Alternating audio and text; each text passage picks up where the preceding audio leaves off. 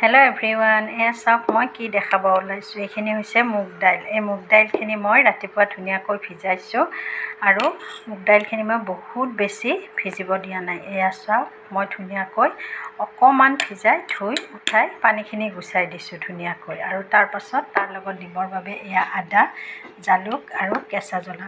আপোনালোকে ইচ্ছা কৰিলে নহৰুও দিব পাৰে, কিন্তু মই নহৰু দিয়া নাই। এই আটাইখিনি এতিয়া মই ইয়াত ধুনীয়াকৈ দি দিলোঁ। এয়া চাওক দি দিলোঁ আৰু এতিয়া মই ইয়াত মোৰ আন্দাজ অনুসাৰে এয়া নিমখ দিলোঁ। তাৰপাছত এতিয়া মই এইখিনি মিক্সিত দিম। এই মুগ দাইলখিনি কিয় মই চাটনি বনাইছোঁ জানেনে? আজি আমি পঁইতা ভাত খাম। যিহেতু এইবাৰ ছিজনত পঁইতা ভাত খোৱা নাই আৰু সেয়েহে মোৰ হাজবেণ্ডে যোৱা ৰাতিয়ে ক'লে যে কালি পঁইতা ভাত খাম। সেইকাৰণে মই পঁইতা ভাত বনাই থ'লোঁ আৰু আজি এয়া চাটনিৰ লগত পঁইতা ভাত খাম। গতিকে এইখিনি মই এতিয়া মিক্সিত দিওঁ। এয়া চাওক এইখিনি মই মিক্সিত দিলোঁ আৰু এনেকৈ ধুনীয়াকৈ চাটনি বনালোঁ। এইখিনি চাওকচোন ইমান ধুনীয়া হৈছে, একেবাৰে গলি যোৱা নাই। একদম যে গলি যায় এনেকুৱা গলি যোৱা নাই, টাইট টাইট হৈ আছে। গতিকে এনেকৈ বনাব আৰু খাব, সঁচাকৈ বহুত ভাল লাগে। এনেকৈ এতিয়া মই ৰাখি থ'লেও তাৰ চেণ্ট নাহে, কিন্তু নহৰু দিলে চেণ্ট দিলে আহে। সেইবাবে মই নহৰুটো দিব অকণমান বেয়া পাওঁ। আপোনালোকে যদি ইচ্ছা কৰে দিব পাৰে। এয়া চাওক এতিয়া ধুনীয়াকৈ পঁইতা ভাতৰ লগত খাম।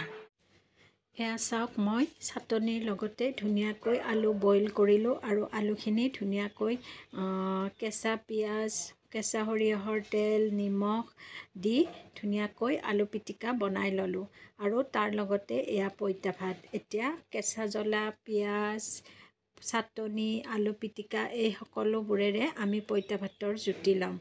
এয়া চাওক মোৰ হাজবেণ্ডে পঁইতা ভাত ল'লে আৰু পঁইতা ভাতত কেঁচা সৰিয়হৰ তেল আৰু নিমখ লৈ ধুনীয়াকৈ এতিয়া পঁইতা ভাতখিনি পিটিকি ল'ব।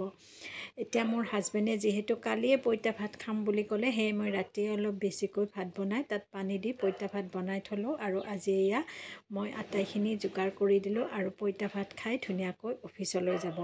সকলোৱে হয়তো পঁইতা ভাতৰ জুতি লয়, সেয়েহে ভাবিলোঁ ছিজনত আমিও পঁইতা ভাতৰ জুতি লওঁ। এই ছিজনত আজি আমি প্ৰথমবাৰৰ বাবে পঁইতা ভাত খাবলৈ লৈছোঁ।